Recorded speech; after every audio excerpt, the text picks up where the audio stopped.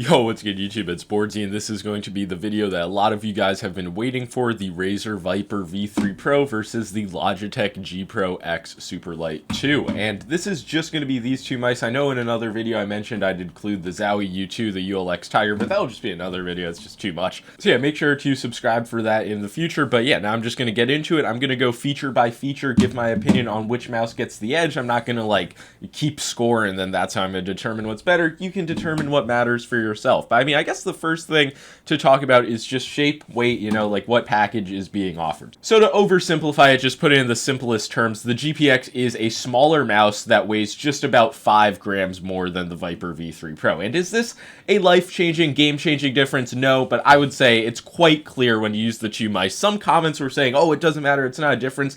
Like, some of you guys, you can't feel weight differences, you can't feel sensor differences, you're just like chunks of meat with no sentience. Like, why even use mice at that point? But yeah, moving on from that, continuing with weight, one of the more important aspects, in my opinion, is weight balancing. And both of these mice being like flagship mass market mice, they're just like designed with weight balancing in mind for like many grip styles, and they just like they feel like they're punching up, if that makes sense. They just feel lighter than their weights. So if you told me that the Viper V3 Pro is like 48, 49 grams, I could 100% believe you.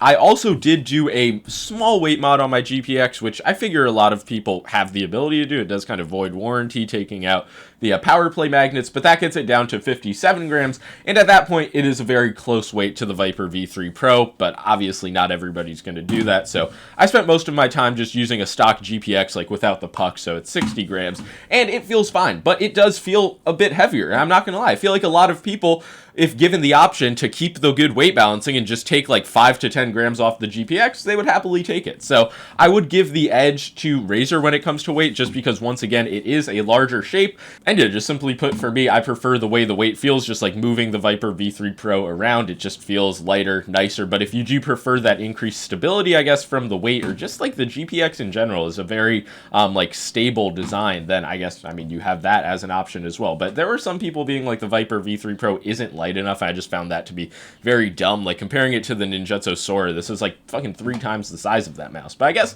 next thing to consider would be shape, and that is going to be probably one of the big decision makers, because if you're happy with the GPX 2 and you have smaller, I would say like medium to small hands, then the Viper V3 Pro could just be like too filling. One thing to note is hump positioning, which I didn't really talk about in my Viper V3 Pro review. It is shifted farther back compared to the GPX. I showed the picture of the bottom of the mice in my Viper V3 Pro video, and that really gives you an idea of just the designs. The GPX, it does not get as thin at the grip width, and it just doesn't flare out as much in general. It's a very like flat bottom mouse, and then I know I said I wouldn't mention the Zowie U2, but you just see this is the complete opposite of the spectrum. It gets very thin at the part of the mouse where you're supposed to place your thumb and your pinky. So the Viper V3 Pro is kind of like a medium point between that, and with the GPX, I feel like when I palm grip it, especially, that is when it feels most noticeably small compared to the Viper V3 Pro. But when I'm claw gripping these mice, I can more or less just transfer my grip style over from one mouse to the other without really any issues. I find both of the mice to have some of the best like right sides just in terms of freedom for ring and index finger placement. I know some people, I mean, I guess it's enough people to point it has to be a legit complaint, fucking complain about the Viper V3 Pro, like this front flare being too sharp. My advice is still move your finger back. Like, if I don't know how you're gripping the mouse, well, let's say like this is your situation, just go like that. Like, you're not gonna lose your fucking ability to aim. If you do, it's probably a skill issue. But yeah, honest to God, like, I don't know what type of grip styles you're doing. Like, maybe curl your fingers up a little bit. I'm not saying like fucking do this, but it's just like there are ways to do things. But yeah, I don't know, these like high and mighty people who are clearly just so good with their immutable grip styles. It's like, okay. But yeah, now moving on from that, I'm just gonna give my thoughts on both of these mice for fingertip. I would probably give the edge to the V2 Pro just because it is a very wide design for fingertip, but it's just pretty much anything is better in the GPX. Like the angle at which I have to grip this to fingertip, and just like, I don't know, it feels like the mouse is fucking sideways in my fingers. Can you guys kind of see this? And the way the mouse buttons just don't really have any like proper comfort grooves or just angling for fingertip. It's just, that's clearly not what this mouse is designed for. I know some people pull it off. But yeah, with the Viper V3 Pro, it just, to me, it feels a little bit more natural. I was seeing some comments of people with bigger hands saying that fingertipping it works for them. So, I mean, not my top recommendation. sensation. But yeah, if you're like me and you have larger hands, trying to pull off like a relaxed fingertip on this will most likely just turn into some type of palm grip. So I would say, I mean, it's just a safe design that works. It's obviously made for medium to large hands, but I don't see it being like such a towering mouse compared to the GPX. But obviously, calling anything even close to as universal as the GPX, it's just not going to be the case. And I've learned this, obviously. But yeah, I still stand by my statement that for most people who use proper size mice, like newsflash, if you're fucking palm gripping a Beast X Mini, this probably won't fit for you. But I mean, I just feel like most people are going to be able to adjust to this shape. I enjoy it for claw, honestly. I don't think it's a honeymoon phase. I've had this unit for nearly a month now. There's definitely something nice about the way this flares out, like how it sits in my palm, but it just doesn't feel like overbearing or just like aggressive, taking up too much space. There's still nice room, and then it gets pretty thin towards the top of the mouse and obviously at the grip width. Yeah, in all honesty, I can perform at the exact same level, more or less, on both of these mice. Like, these are both shapes that just work very naturally for me. I'm obviously adjusted to a lot of the mice. I've used the GPX for fucking years now. But yeah, the Viper V3 Pro, it is obviously a GPX style shape. I never said that these were clones of each other. I just said that this is like a GPX inspired design. Some people are like, why don't you like the V3 Hyperspeed? Because that mouse weighs fucking more than this without a battery installed. Like, why would I like the V3 Hyperspeed? That's fucked up sensor position, just all sorts of like things that aren't as good as the V3 Pro. Like, this, it's just the truth in my opinion. But I guess moving on from shape, weight, I feel like I spent a lot of time on that. Now we can talk about the main clicks. Both of these mice are using optical switches, but their own variant of them. Logitechs have a much more like sharp feeling and just like tactile response. On my white unit though, when I click towards this left side, I do feel like a hollow, or not hollow, but just like a pingy sound. I'll do a sound test just comparing both of them, because you can kind of hear like the, not dullness, but just the Razer opticalness of their switches.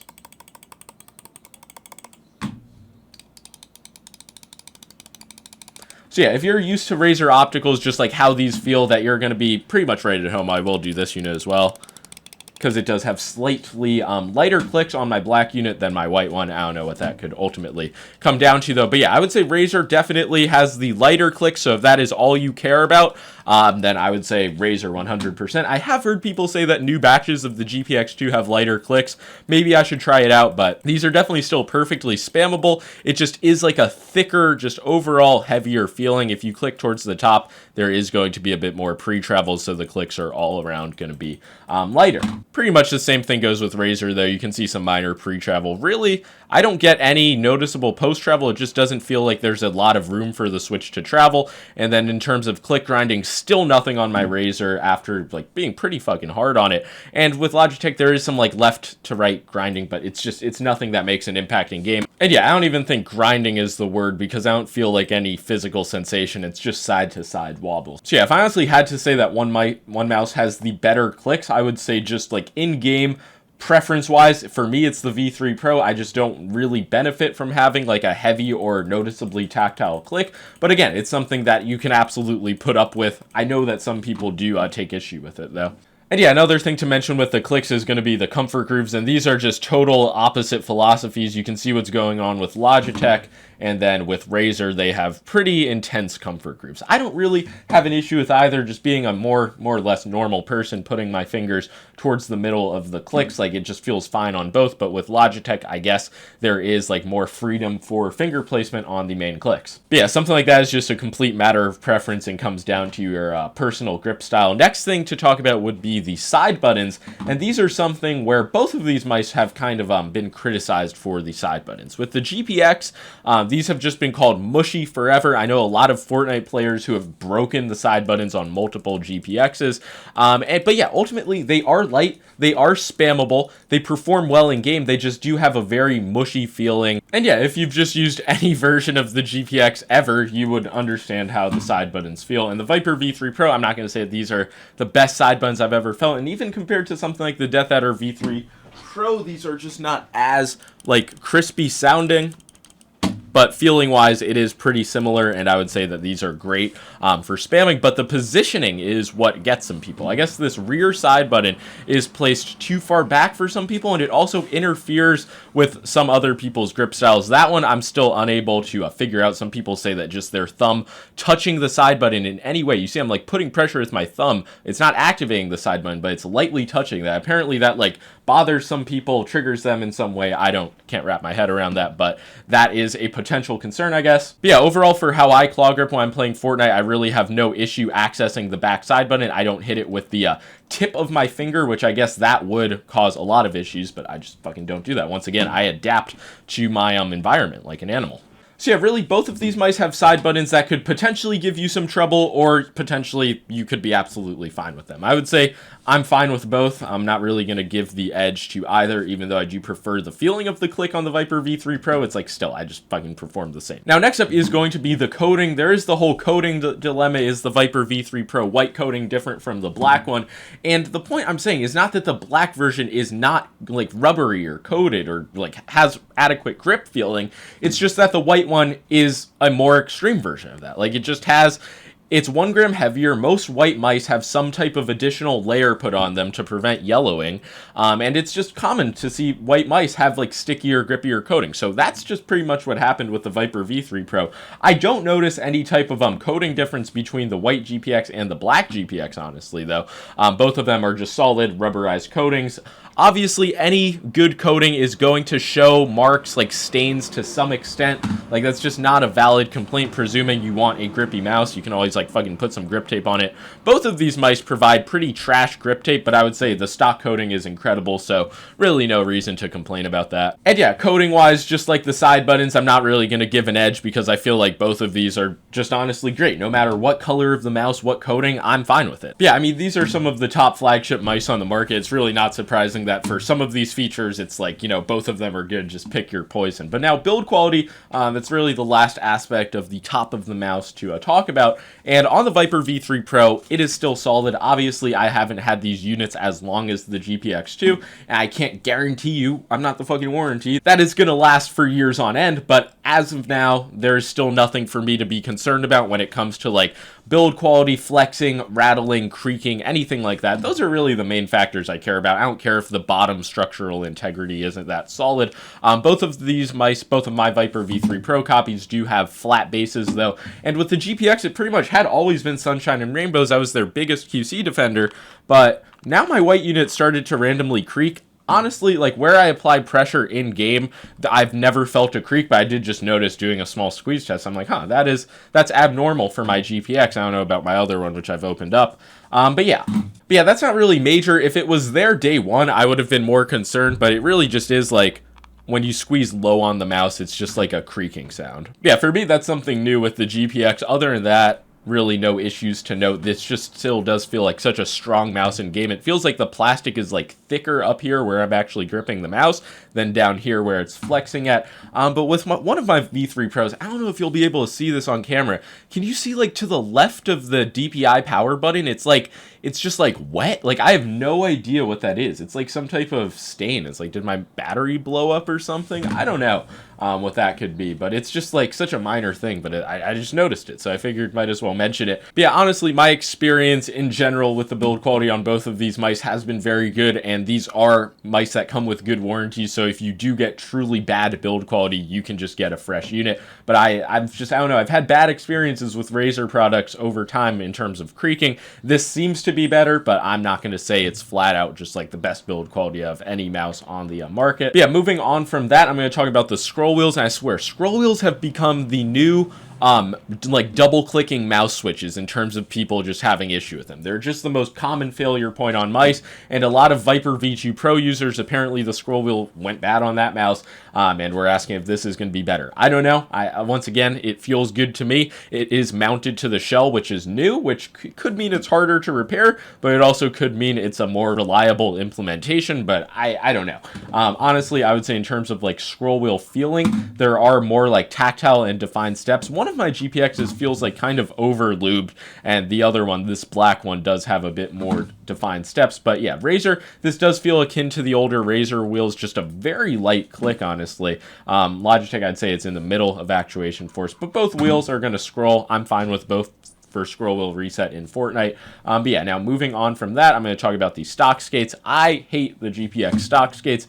I think they're just so thin, so controlled. I've thrown on some like Tiger Ice or something BTL skates on both of my copies. With this black copy, I still have the stock skates on my Viper, and they are definitely on something like this Heian Soft. They just take away a lot of the texture. They're more controlled than something like core pads are. I do have these Franken skates on still on my white unit, and yeah, these are definitely, they glide a bit faster, they play a bit more, like they pick up more of the texture in game. But yeah, all around, I'm not going to say like the stock skates are unusable, but I feel like most people, regardless of the mouse, at some point do wind up switching to aftermarket alternatives, and I think core pads are going to be out in a few weeks. But yeah, I just definitely have not found the Viper V3 Pro stock skates to be unusable, and with the GPX, I just don't have a copy with them because I swapped them. Next thing to talk about is the sensor. This is something where I was comparing them. I'd just do one run of Kovacs with one type of setting, then I'd swap it to the other one. I was really like, is there any type of perceivable difference? And the conclusion I landed on is not really. And yeah, if anything, I would say that Razer's input just feels a bit cleaner and tighter, and I can only imagine this is due to just improved motion sync at high polling rates with this 3950 V2, whatever the sensor actually is. Like, it just does feel exceptional, but when I compare it to Logitech, it's like, this is an incredible sensor as well. It's obviously one of the biggest, most important factors, at least for like pro play, is resistance to wireless interference, and Logitech has like had that figured out since the original G Pro wireless. So their tech, their stability, it's obviously incredible. But yeah, so is Razer. This is like the best, this is truly the best sensor on the market. Whether you actually notice that difference, I think it requires like a top 0.1% skilled player to begin with, and then even from there, it's like you can perform exactly the same on the fucking G Pro. But yeah, if I had to guess what it is, I would say it's the motion sync just being improved. Razer does not allow you to turn it off. They just like build it into their mice. It is what it is. Anybody who thinks it's adding significant like motion latency, you're just a lost cause. Razer technically does have 8K hertz. I guess that is worth mentioning if you really care about 8K hertz wireless versus 4K, but I've always been a 4K user. But yeah, another thing to talk about is sensor positioning, and the Viper V3 Pro, relative to other Razer mice like the Death Adder V3, let's say, it does have a higher sensor position, but compared to the GPX, I should actually line these mice up so you can see it. So yeah, I'd say that the Viper V3 Pro, it is still a bit lower relative to the GPX, but compared to the Death Adder V3 and even the Viper V2, it is just a bit higher placed, and I think it would be considered just truly centered sensor positioning.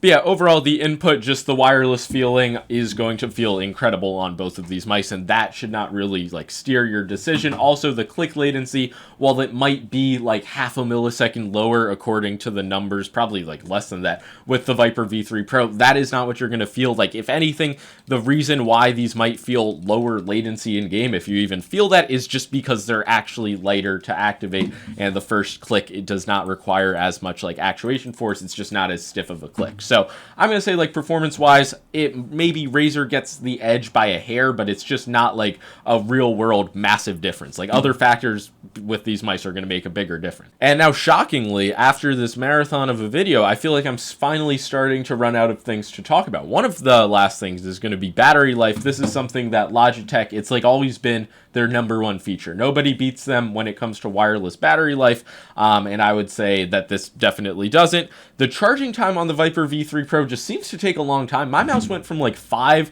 to 81% in like 2.5 hours, which just felt like a long time. But yeah, that's really not going to be an issue. You can be a type of person who plugs your mouse in every night. They do have this very nifty feature where you can only have the mouse use like higher polling rates when you're actually in game. This is not something that I've taken advantage of, but I'm sure you can actually get out a good amount more of battery life when you do that. I just hope it's actually reliable. So I guess technically Logitech gets an edge. Razer does have a better like software feature to combat it. But yeah, I would say it's really solid. Like, these are not going to be the fucking shitty China mice that die in like 2 days and have like faulty QC with the batteries. At least I hope not. But yeah, I would say that just based on my time using these mice so far, that Razer Razer's battery life with this new sensor on 4K polling does seem to be improved compared to their past generations of mice. But again, it's just nothing crazy. I've been plugging my mouse in probably like every 3 days just when I see the dongle indicate orange, which means it's under 33%. So yeah, and as long as you don't get caught off guard by the battery, I don't think it's really going to be much of an issue on either of these mice. And so now